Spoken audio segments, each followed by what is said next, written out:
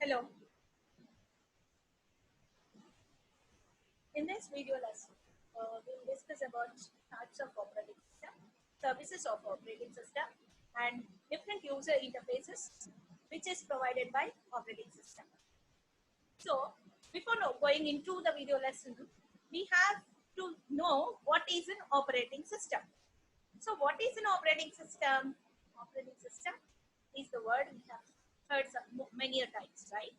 So, where we have where we have heard the operating system, when we purchase a computer, he'll ask which operating system you require. So, we'll say Windows. Is there only one Windows? What is that Windows? What is the need? We don't know, right? Take another scenario where in a mobile, when you purchase a mobile, it can be an Android or iOS. What is an Android and iOS? We don't know. So these are all operating systems. Operating systems. So operating system is the heart of your device. When you purchase a device, in that device, we have to pass on some data which makes your device work.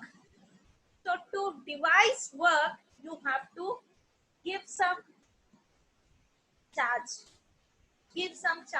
That means you have to prepare some set of instructions, as our device, as our computer is not known to do anything. It just designed based on some work assigned to it. So have to work. This is all desired. This is all given by operating system. Okay. So for my laptop, I will purchase Windows operating system. For my mobile, normal mobile, it is Android, KitKat, and many other things we have.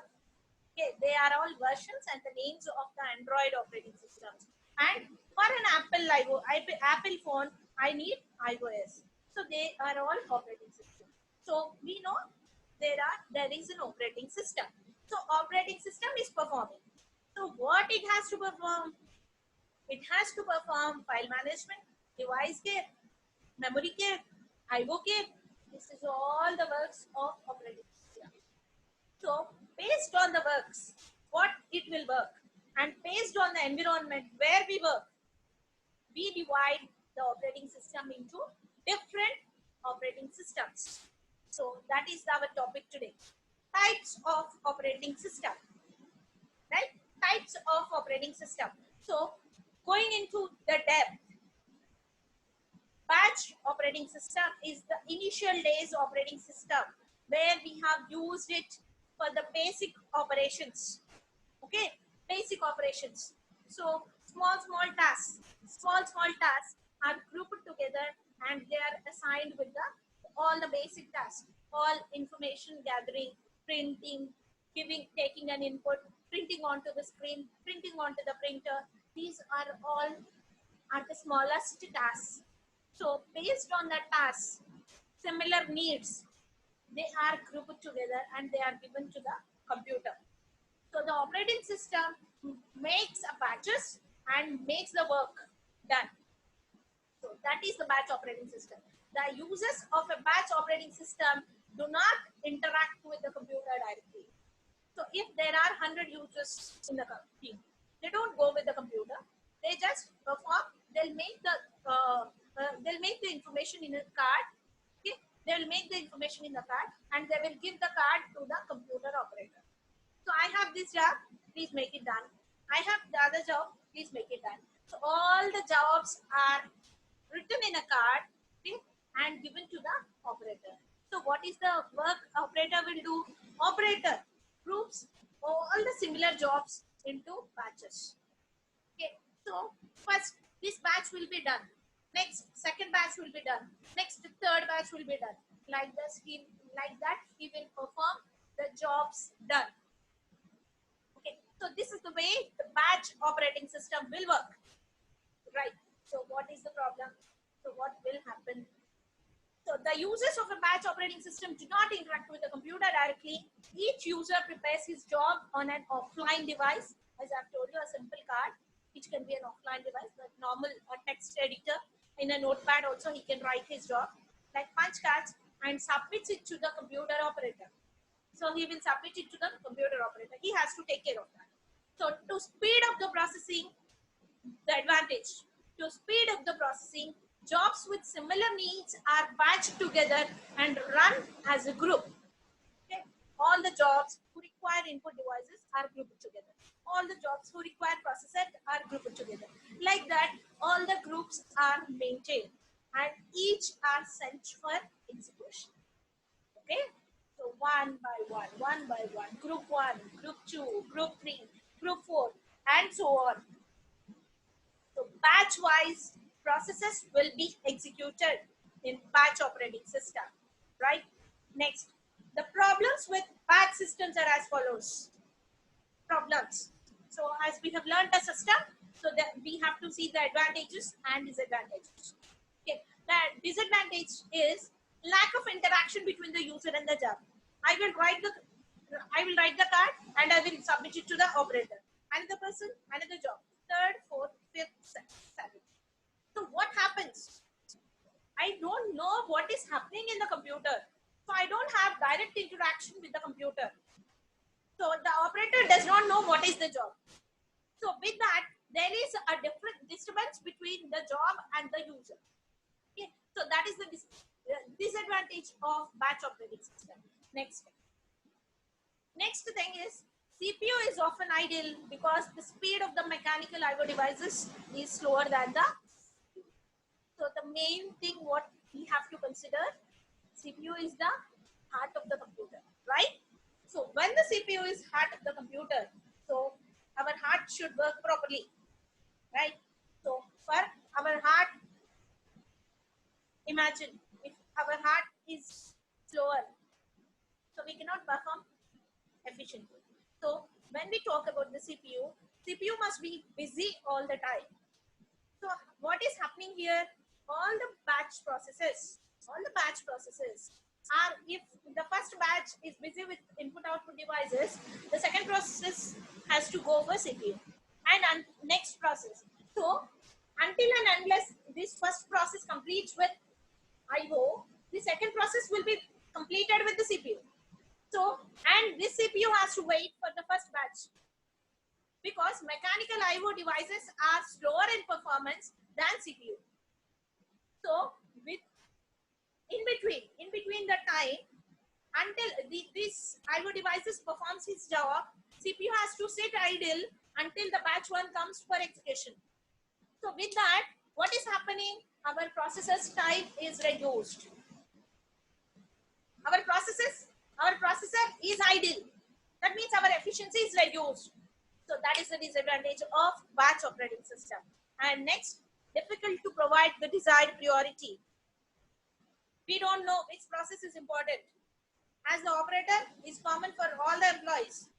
I have given second person, third person, fifth person. He'll take from all the staff. He go and execute. He don't know who is in the hurry. Which process is to be executed first. So there is no mechanism of giving any priority to our processes. Okay, so that is another disadvantage of batch system. So next, coming to time sharing system. So as we have a trouble in batch processing, so we'll move on to the next processing system, next operating system, that is time sharing system. So what is the time sharing system? Who is sharing the time, right? So here what happens is I have one process, okay, one processor. Imagine I have only one processor and I have many processes. Processes are the programs under execution. So I have process 1, 2, 3, 4, 5. So this processor, the main aim of us is to maximize our CPU time. Our CPU must be busy all the time. So what here they have done is they have given some time to all my processes. Imagine these are programs, tasks, task 1, 2, 3, 4, 5. So here they will share the processor's time to each task. Process 1, go and execute. After finishing his time, he has to come out. Second, third, fourth, fifth, right? Finished his time, he'll come back. Next, process 1, 2, 3, 4, 5. So this processor's time is uniformly distributed to all my 5 processors. So multitasking is done here. So time sharing, processing. Okay. So time sharing or multitasking is a logical extension of multiprogramming. Multiprogramming, after multiprogramming, it is an extension of multiprogramming. Your time sharing is done. Processes time which is shared among multiple users simultaneously, okay, is termed as time sharing. Okay, simultaneously the processes time is shared among the different processes. So the main difference between multi-programmed batch systems, in batch system also we are doing the multi-programming, whereas in time sharing system it is to maximize the processor's use and to minimize the response time. Maximize the processor's time, minimize the response time. Okay, processor use, because our aim is to increase the processor utility. CPU must be busy all the time and we have to reduce the response time. What is the response time? When I request anything to my computer, it has to give back. That means the result. When I ask for the task, suppose addition of 2 numbers, it has to respond immediately. So that is minimizing the response time. Okay, the time between request and response is called response time. Okay, the time, it must be very less. It must be very less. It must be very less. Okay, that indicates our system is very efficient and very speed. Okay, so that is the advantage of time sharing operating system. Next, advantages of time sharing operating system are as follows. It provides the advantage of quick response. Quick response, it gives quick response because the processor is equally shared among all the processes. So my processor is ready, that means I can execute my programs easily. Okay, so provides the advantage of quick response and avoids duplication of software because all the processors are getting the time for accessing the processor. All the tasks are ready. All the tasks have the opportunity to execute their processor. Okay, so that means there is no need of duplication of software. There is no need of duplication of software. Everybody is equipped with their own resources, so there is no need of duplication of software. Okay, so they are ready with their own resources, so they can execute on their own, and it reduces the CPU idle time. This is another advantage of time sharing system.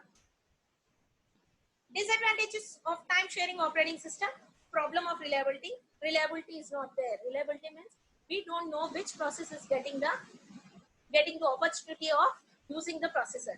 So we don't know which process is under execution. So which process is having the data, which process is going to execute. So there is no reliability of program. Okay. Next, question of security and integrity of user programs and data. So there is no security because everybody is going with the CPU and everybody is using. So there is no security and integrity of users' data. So problem of data communication, because all the processes are not completing their task in time. If the process 1 is completing their task in time, process 2 is waiting, process 3 is waiting. Okay, so they are not finishing their job in time, so they cannot communicate properly. So data communication is problem in time sharing system. Next, distributed operating system. Distributed systems use multiple central processes to serve multiple real-time applications and multiple users. So I will tell you an example. I have multiple processors. Imagine I have processors here.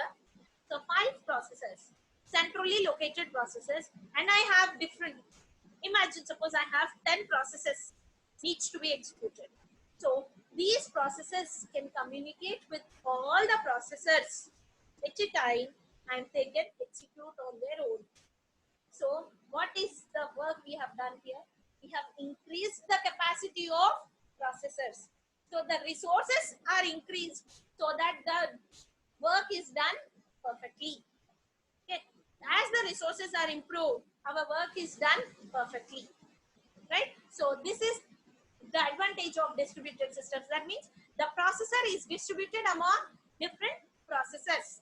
Okay, and multiple users can at a time use multiple multiple processors.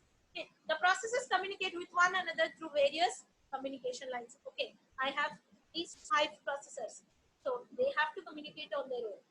Okay, so for that communication, they have different communication lines. Okay, telephone lines or some buses. There are some transmission media which communicates among different processors. Okay. So advantages of distributed systems: resource sharing facility.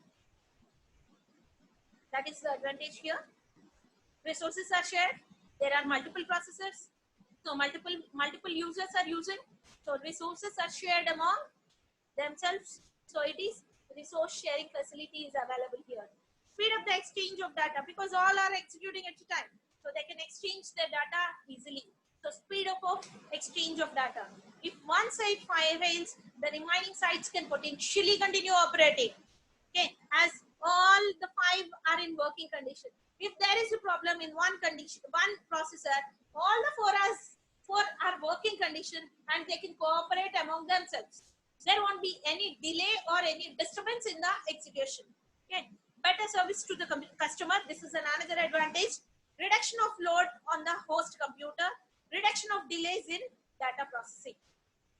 Okay, so reduction of load in the host computer, as not only one computer is holding all the things. Okay, it is reducing the load on the host computer because there are many computers working at a time, many operating systems working at a time. So they are not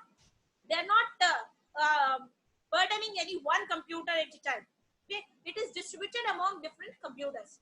So reduction of delays in data processing. Okay, that means response time is very less here. Okay, it is delay. There is no delay in data processing. Next, network operating system. It is working in the form of servers. So this work is to monitor the server. As whatever we are talking till now are the operating systems. This for the single purposes. Whereas this network operating system is connected through network and it is helpful for the servers. So what is the server? That means it is working in the environment of client server system. So what is the client server system? Gmail account. As I have given you the example previously, Gmail account. All our Gmail customers, Gmail accounts, Gmail users are the clients, whereas the server is at one place. Okay. So that server needs to be monitored by operating system. All the data connected to the network. So this is done by network servers.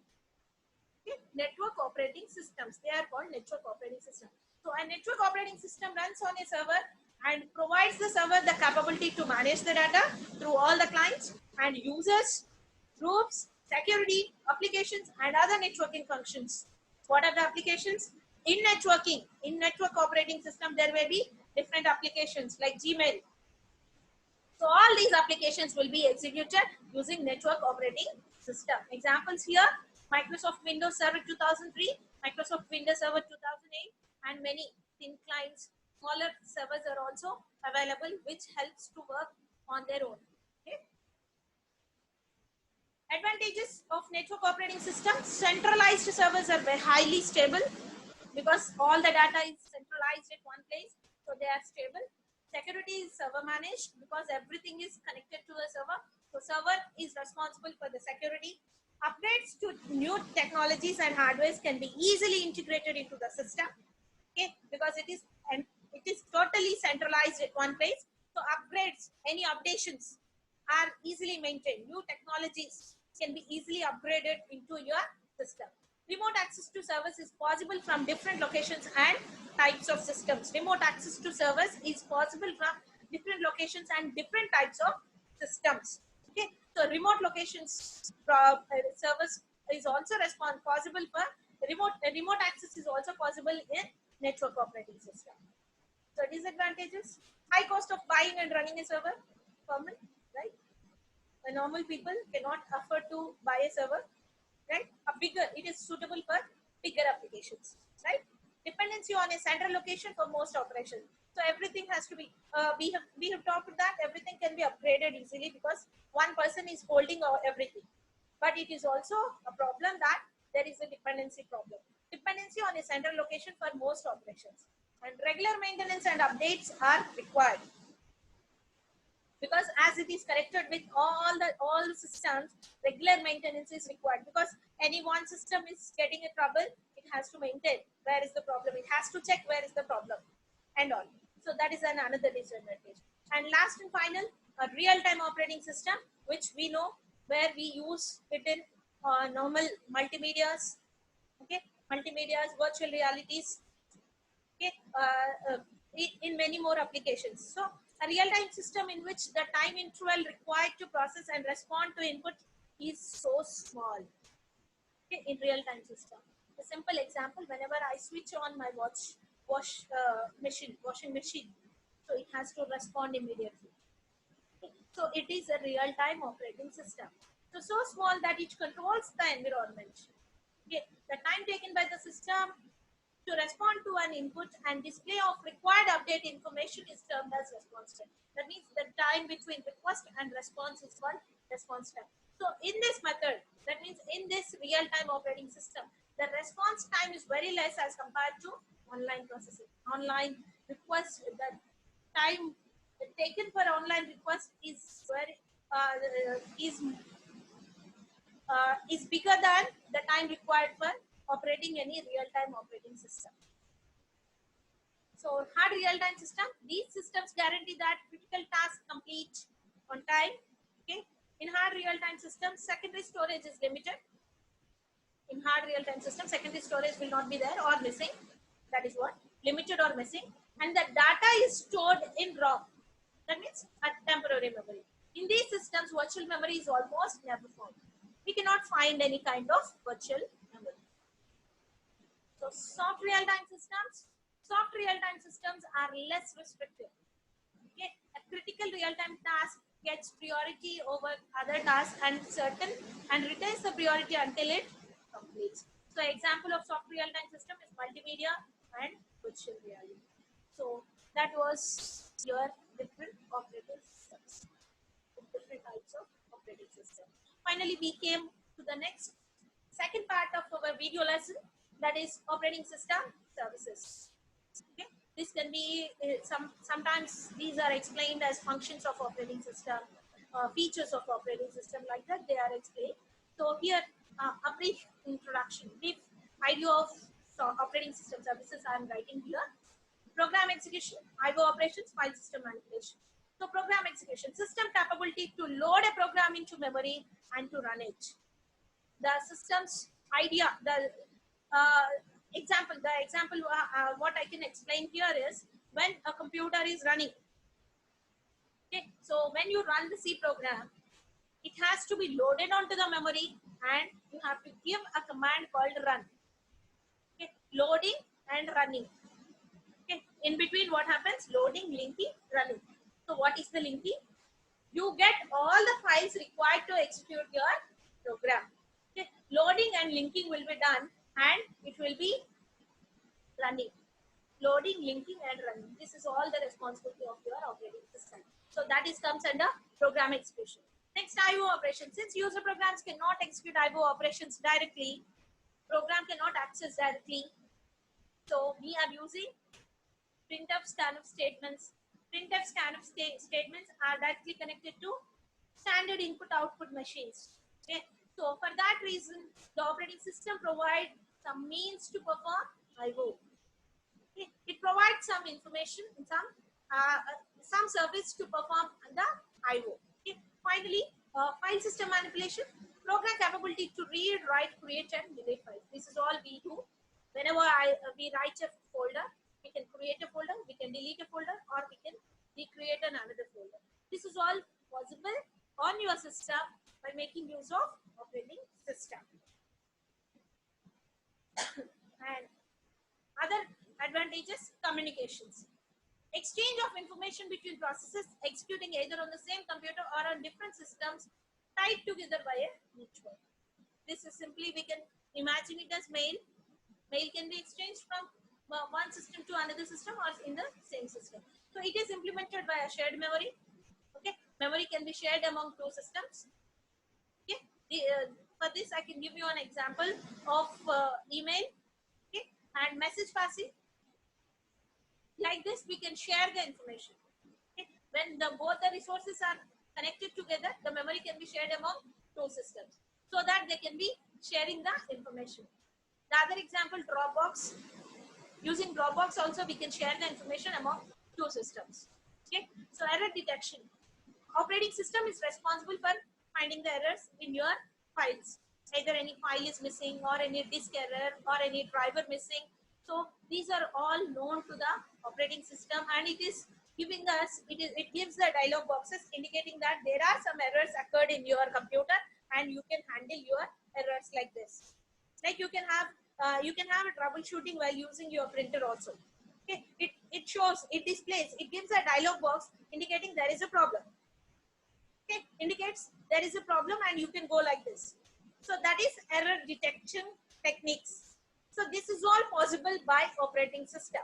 Okay, so with this we end up with the operating system works. That means the services are finished, and the final part, coming to the final part of our video lesson, that is user interface. So what can be a user interface?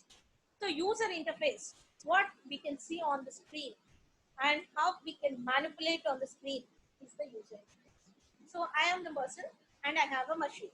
So I have to communicate with the machine. So something needs to be helpful for me so that I can communicate here. So I have to instruct the computer so that it has to do. So what is that instruction? That is the input. What is that the system will do? An output. So for that, I need a user interface. So for who is performing this user interface? Who is responsible for this user interface?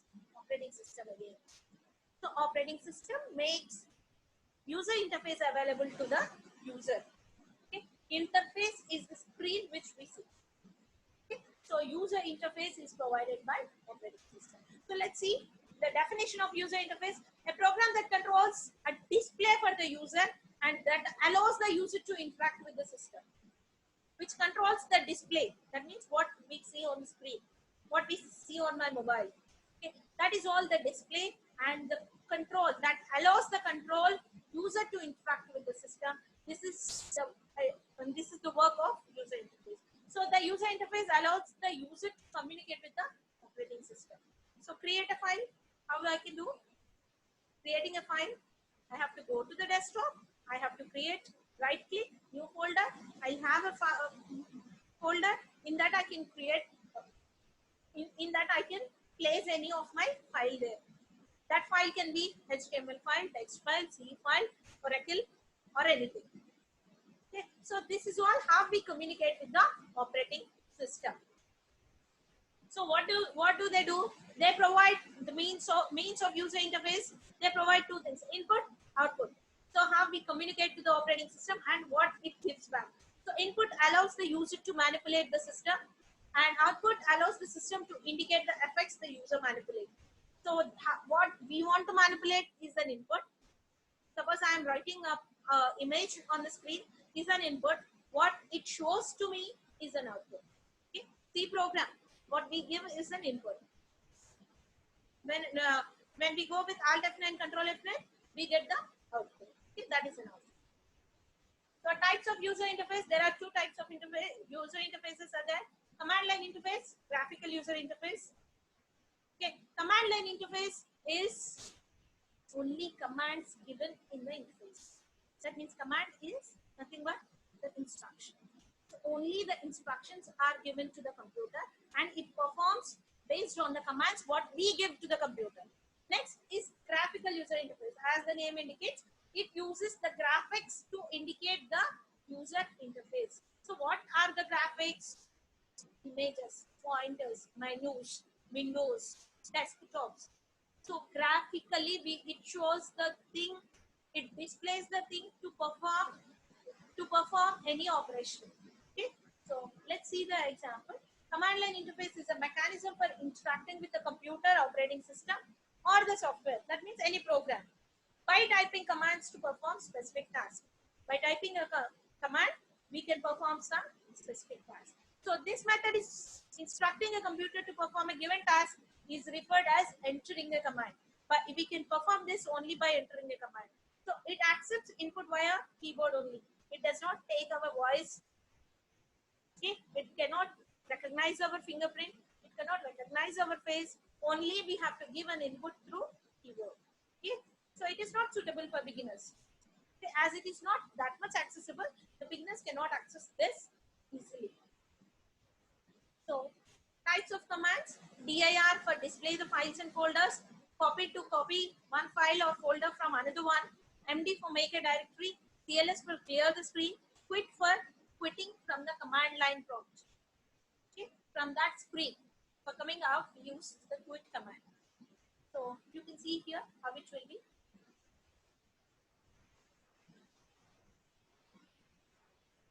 Not okay, right? We are comfortable with our desktop. We are comfortable with desktop where we can see a start button here. We can have all the folders shown on our screen. Whatever we want to open, we directly go and click the folder. But what we have to do here in command line prompt, we have to type here. You can see here dir. I have typed dir. This dir is showing the directory files. The directory files which are available in my file.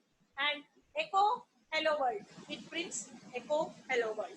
So this is the way the command line will work. This can be, you can see this by making use of in run. Go to start button. There you will be finding a run command. Click the run command. There you will be finding a text box. In that text box, write cmd or command line. Okay, you will get the screen like this. There you can practice different commands. Okay. So other user interface is graphical user interface. It is a type of user interface which allows people to interact with computer with images rather than text commands. In this command line interface, we give the commands, text commands. Whereas here, we interact with the computer by images. So it accepts input via keyboard and pointing devices. Anything we can give. We can have a mouse. Cursor will be working on that. So that is what we are calling it as pointing device. Using pointing device, we can access GUI. And it is easy to learn. So the elements in GUI is nothing but graphical user interface.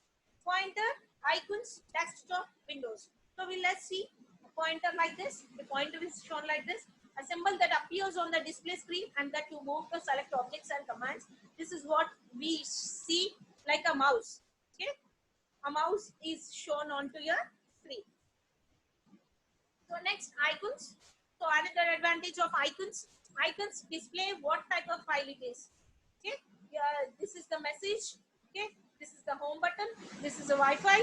Okay, this is for the internet. So like this, you can see what it is indicating, whether it is a HTML file, whether it is a C file, whether it is a C software. So the icons are nothing but the simple labels which is shown with some figures shown on your desktop, so that it is easier for you to remember what it is and it is easier for you to retrieve any information from your system. Next, this is the desktop what we see. So this is the GUI interface. Okay, desktop which shows the files. Okay, and menus. We'll be having a menus. Menus are of two types. Pull down menus. The first figure shows pull down. When you click here, it is pulling down all at the downstairs where you can access. And whereas these are called pop-up menus. Okay, coming out. They are pop-up menus. These are pull down menus. So these are also comes under GUIs. Next, examples of operating systems. MS-DOS. It was the previous one. Initial days we used to use this. Microsoft Disk Operating System. MS-DOS. Windows we have now. What we are using now. Windows 97. It has started with NT networks. Windows network. Windows NT 97, 98. 2003, 10, 7, like that we have many Windows. Mac OS, Macintosh operating system, Linux, okay, Solaris, Android. These are all different types of operating system. Hope you have enjoyed this class. Thank you for listening.